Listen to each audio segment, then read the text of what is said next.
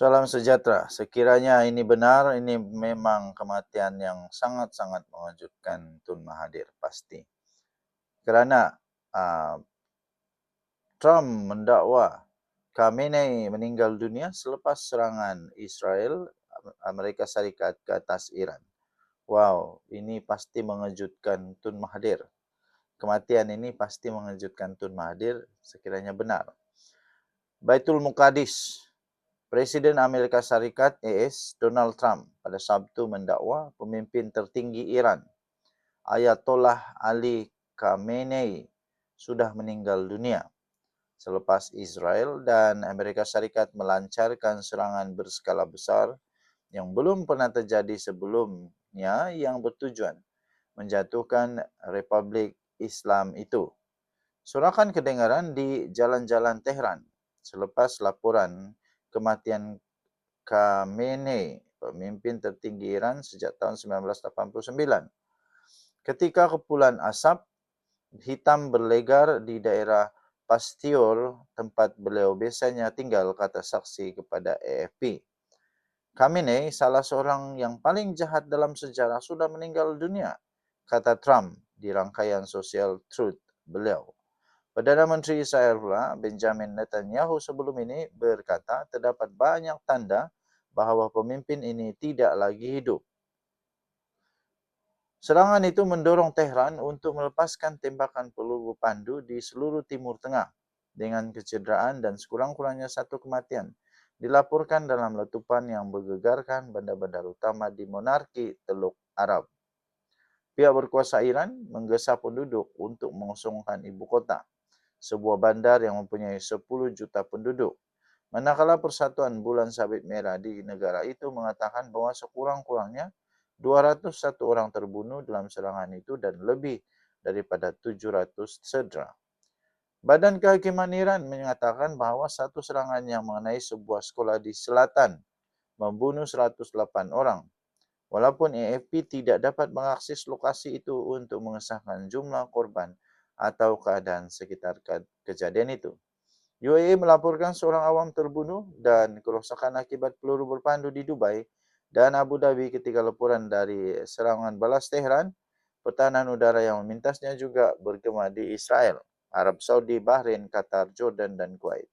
Menteri Luar Iran Abbas Araghchi sebelum ini memberitahu NBC bahawa Khamenei masih hidup. Setahu saya, sambil menambah bahawa semua pegawai tertinggi masih hidup. Turut ditanya tentang kesihatan Khamenei, juru cakap Kementerian Luar Ismail Baqai memberitahu BBC bahawa beliau tidak berada dalam situasi untuk mengesahkan apa-apa, tetapi seluruh sistem, seluruh negara sedang fokus mempertahankan integriti negara, katanya. Dalam satu petanda bahawa pertempuran itu masih jauh daripada berakhir, Netanyahu berkata beribu-ribu sasaran akan diserang dalam beberapa hari akan datang, manakala pegawai keselamatan tertinggi Iran berikrar akan membalas dendam yang sengit. Tentara Israel pula berkata, Ali Shamkhani, penasihat Khamenei yang juga adalah ketua pengawal revolusi Iran yang berkuasa, Jeneral Mohammad Baqir, kedua-duanya terbunuh. Ali Larijani, Ketua Majlis Keselamatan Negara tertinggi Iran berkata, askar yang berani dan negara Iran yang hebat akan mengajar pengajaran yang tidak dapat dilupakan kepada penindas antarabangsa.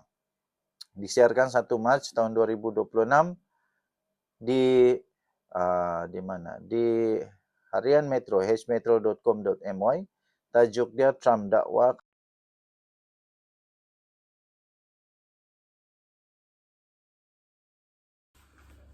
Sebelum saya teruskan, izinkan saya untuk berkongsi manfaat sesama kita. Bagi anda yang sedang berikhtiar kerana ada sakit penyakit 3 serangkai, kencing manis, buah pinggang, darah tinggi, kolesterol, gout, apa saja penyakit termasuk penyakit saraf, penyakit lelaki, penyakit perempuan, kanser, mata, hati, apa saja. Saya ingin kongsikan produk daripada For Life Research, Transfer Factor. Produk ini adalah produk saintis yang boleh meningkatkan imun badan anda sehingga 437% kekuatan imun badan. Ini boleh membantu kita untuk melawan penyakit dan boleh sembuh dengan kekuatan imun badan. Folife ada banyak produk, okey, bukan ini satu saja. Ada banyak contoh-contoh produk dia. Contohnya ini produk nama dia Glucoach. Glucoach ini khas untuk yang kencing manis. Kemudian glutamin pun ada, kemudian untuk mata pun ada, macam-macam ada. Okey, jadi dia boleh meningkatkan imun badan anda sehingga 437% kekuatan melawan penyakit. Ianya sangat terbukti dengan laporan daripada saintis membuktikan bahawa ia ialah miracle molecule. Ini bukan produk tepi jalan. Ini produk saintis sangat-sangat berkesan, sudah terbukti secara klinikal, sudah dikaji, terbaik. Dan juga telah diterima oleh doktor-doktor di seluruh dunia, telah masuk di dalam Physician Desk Reference. Dia adalah bukan dadah, tidak ada kesan sampingan. Kementerian Kesihatan Malaysia juga telah menerima Transofactor sebagai selamat dan boleh diambil oleh sesiapa sahaja. Paling bagus, dia bukan sahaja ada testimoni beribu-ribu, berpuluh-puluh ribu, malahan juga dia ada clinical abstract. Transofactor clinical abstract ini keputusan kajian saintis yang telah dilakukan di serata dunia. Bagi anda yang sangat memerlukan, sila dial nombor telefon tertera di atas. Dia akan berhubung dengan anda. Jangan telefon dia, sila WhatsApp dia. Kerana jika anda telefon, dia tidak sambut. Okey? Anda WhatsApp, dia akan jawab. Alright. Salam sejahtera, selamat pagi tuan-tuan dan puan-puan yang dihormati sekalian. Hari ini kita akan kupas satu soalan yang selalu orang tanyakan kepada saya. Berapa sebenarnya kekayaan sebenar Najib Razak? Ini bukan gosip.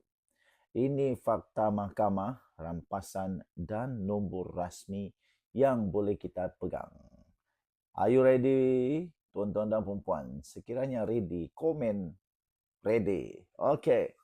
Tuan-tuan dan puan-puan, sebelum kita masuk nombor, fahamkan ini.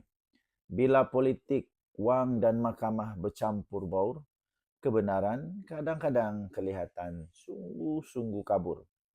Tapi ada dokumen mahkamah, pengumuman agensi kerajaan dan keputusan perbicaraan yang memberi gambaran jelas. Saya akan terangkan secara ringkas tapi tepat. Tuan-tuan dan puan-puan, ini latar belakangnya. Apa yang baru? Pada penghujung Disember 2025, Mahkamah Tinggi telah pun menjatuhkan hukuman tambahan kepada Datuk Seri Najib Razak berhubung dengan skandal 1MDB. Penjara tambahan dan denda yang terlalu besar sehingga menjadi rekod sejarah di dalam dunia. Yang berkaitan dengan wang yang didakwa berasal daripada 1MDB. Ini bukan dakwaan biasa, tuan-tuan dan puan-puan. Ini adalah antara perbicaraan terbesar melibatkan pemimpin negara. Angka-angka utama apa yang disabit dan apa yang dipulihkan. Okey, ini part yang paling penting berkenaan dengan angka. Laporan media antarabangsa dan sumber rasmi mahkamah melaporkan beberapa angka utama. Mahkamah mengenakan denda besar terhadap Najib Razak. Laporan antarabangsa menyebut jumlah denda di antara 11.39 bilion sehingga RM13.5 bilion.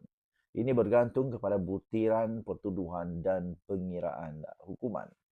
Anda boleh melihat di dalam laporan mahkamah dan akhbar-akhbar yang anda boleh layari melalui laman web ataupun secara fizikal. Dalam skandal 1MDB secara keseluruhannya, pihak berkuasa menyatakan hampir 4 hingga 4.5 bilion US dollar telah pun diseleweng.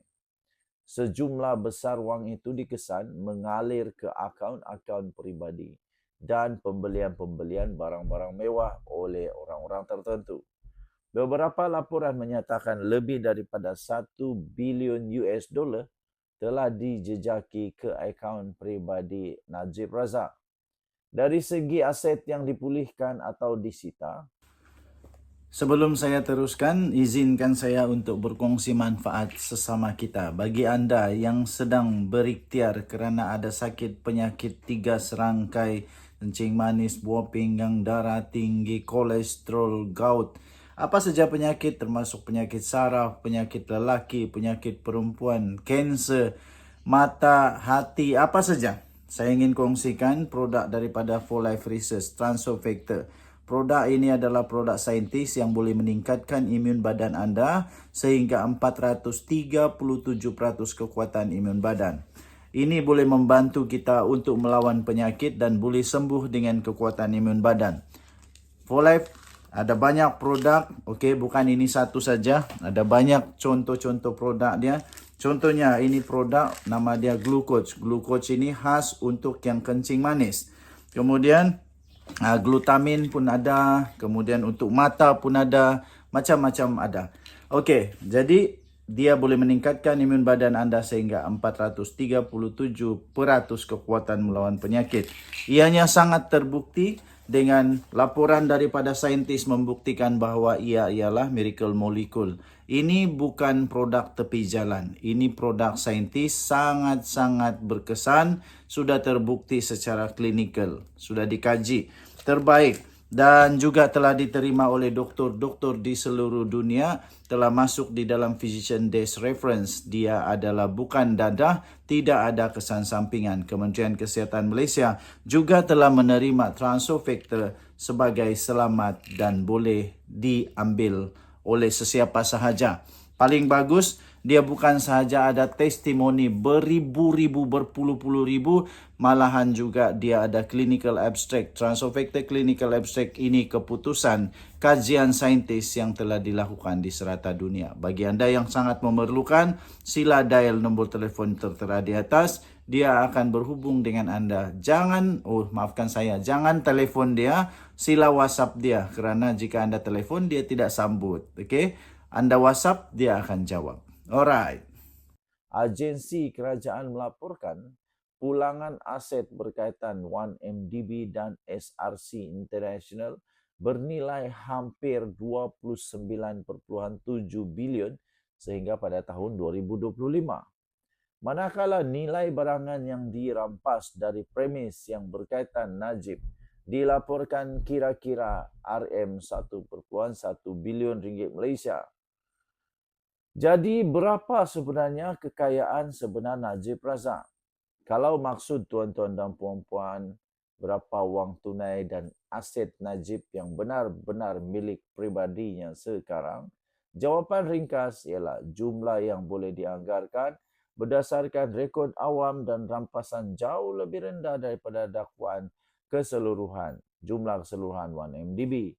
Kerana banyak wang 1MDB telah diseleweng melalui rangkaian antarabangsa, digunakan untuk pembelian aset dan kemudian disita atau dalam perjalanan pemulangan. Dan sebahagian pula masih menjadi subjek legitimasi antarabangsa. Dengan kata lain, angka yang dikaitkan dengan Najib pribadi berbeza daripada jumlah keseluruhan yang dicuri daripada 1MDB.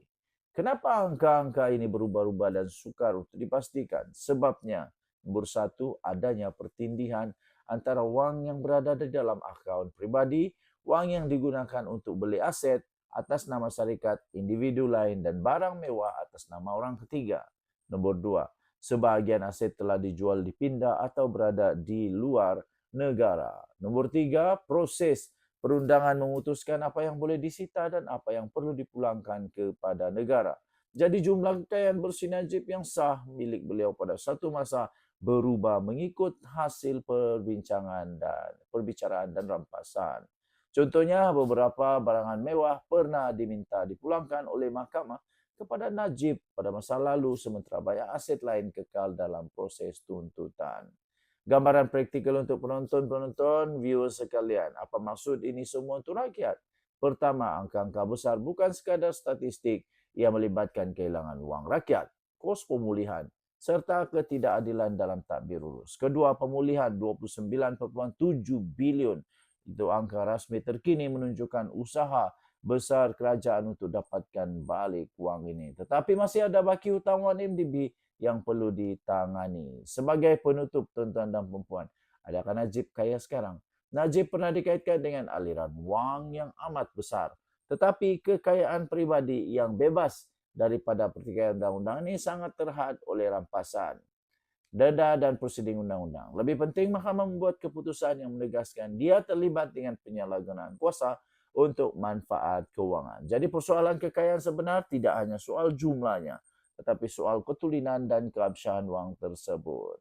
Kesimpulannya, jangan cepat percaya nombor sensasional tanpa rujukan. Lihat rekod mahkamah, pengumuman agensi pemulihan aset dan laporan perundangan. Najib kini berdepan dengan denda dan rampasan besar. Angka rasmi pemulihan sampai Desember 2025